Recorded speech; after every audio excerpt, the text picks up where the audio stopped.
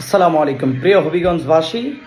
আমরা ইতিপূর্বে দেখতে পেয়েছি হবিগঞ্জে সোনারুঘাটে বিভিন্ন আসনে আমাদের আল্লামা পীর মুফতি গিয়াসউদ্দিন আত্তাহিরের এজেন্টকে প্রবেশ করতে দেওয়া হচ্ছে না। তাহির ইসাব নিজে গিয়েছেন ওখানে স্পটে।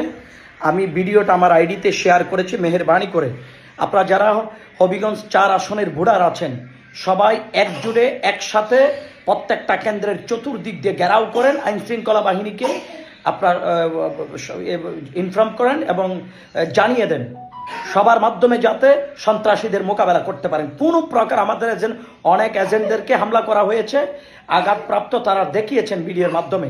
ওখানে আল্লামা তাহির সাহেব আছেন, দিন রাত চ্যানেলের মধ্যে সম্প্রচার করা হয়েছে। আপনারা সবাই ওখানে গিয়ে কেন্দ্রের চতুর্দিক দিয়ে সন্ত্রাসীদেরকে ঘেরাও করেন, সন্ত্রাসীদেরকে ঘেরাও করেন এবং বাংলাদেশ সেনাবাহিনীকে আপনারা ইনফর্ম করেন।